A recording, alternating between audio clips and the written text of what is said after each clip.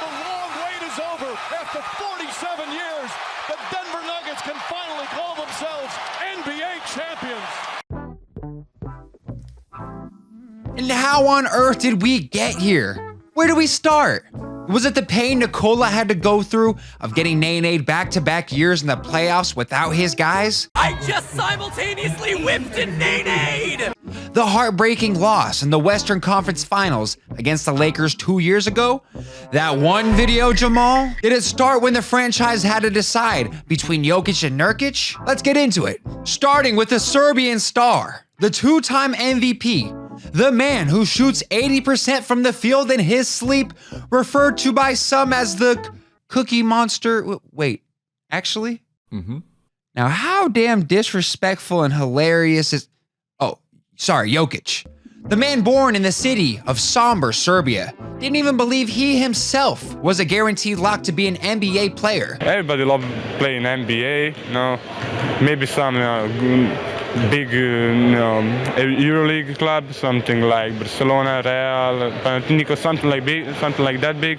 Getting drafted during a Taco Bell commercial with the 41st pick in the 2014 NBA draft, the Nuggets organization truly had no clue as to what kind of hidden gem they had just came up on. Drafting him while he still had one more year of professional basketball to complete was probably a good idea, as it allowed Jokic to further his craft alongside grown men in the Serbian league, where he averaged 18.5 points, 10.5 rebounds, and almost 3 assists. He did have a decent NBA rookie season, increasing their win totals by 3, but Denver was still getting their feet wet in a deep Western Conference. It also was probably a good idea to give him another year because Jokic was there to play winning basketball right away with his level of improvement. Considering he has led his team in win shares from his rookie season till now, having him play right away might have made them slip in the draft, potentially ruining their chances at taking Jamal Murray with the 7th pick in the 2016 NBA draft.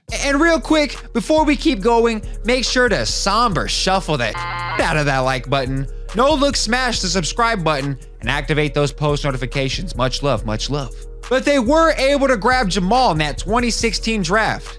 This could arguably be the reason we're here today, watching the Nuggets in their dominant 2023 postseason run, because these guys fit together like 2 peas in a pod. It was right from Jump Street. Jamal recently reflected back on his first season in the league, mentioning how far things have come between him and Jokic, going from backing up Jusef, Nurkic, and Gary Harris to being the only duo to ever record 30-point triple-doubles in the NBA Finals. Both had grinded out this two-man game for years, mastering the pick and roll, the inverted pick and roll, the dribble handoffs, the pick and pops, the backdoor dots, you name it. Coach Malone had recognized this duo's potential quickly and built around it, earning themselves their first playoff appearance in 7 years once they got over the hump in 2019, being the second-seeded team in the West. It unfortunately ended with a disappointing but grueling duel with a scorching hot Damian Lillard in 7 games, leaving the team emotionally hurt but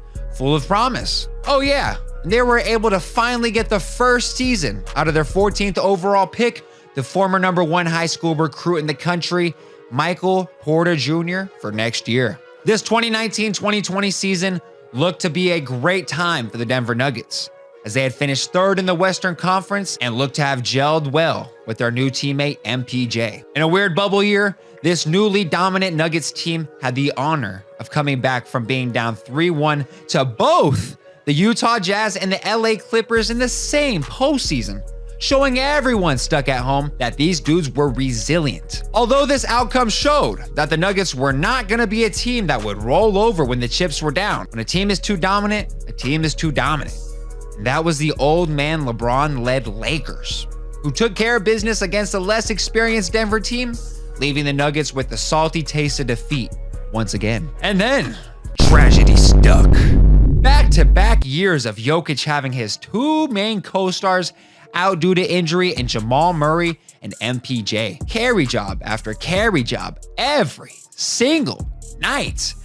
While these 2 years of individual dominance did earn him back-to-back MVPs, Nikola Jokic has shown us Individual awards are the last thing on his mind. Although they acquired Aaron Gordon this year, there were injuries with him coming out the gate as well. Getting swept by the Suns one year, and then pick and rolled to death by the eventual champion Golden State Warriors in the next, it left Jokic marinating in losing juice. Some say that these heartbreaking scenarios are indeed necessary to make you hate losing so much that it'll win you games. I think that's exactly what we saw in this 2022-2023 NBA season. Dominating so heavily in this year's regular season left everyone almost confused? This is just a regular season team. This is a weird year for basketball. I'd take the Lakers, Suns, Warriors, all those over this fraudulent Denver team. Things of that nature. It got even worse when Denver had the first seed on lockdown and absolutely coasted through the last month and a half of games. But what actually ended up happening? 4-1 against the T-Wolves. Lost only 2 games to an explosive Devin Booker and Kevin Durant. Manhandled the Los Angeles Lakers and made their way here to the NBA Finals. This should be a warning to everyone in the league. You give this Denver roster healthy players, you might as well get the hell out the way. So what are your predictions, Dash and Hoopers? Now that we've gone through the squad's history and what foundation blocks they've built upon, do we see a potential dynasty forming over there with the young dominant players in Denver? If they can keep the core of Jokic, Murray, and Porter Jr., will they be a threat to anyone attempting to contend? Or could you see another Western team knocking them out of their top spot? You let me know down in the comment section below, ladies and gentlemen. And as always, have a phenomenal rest of your day.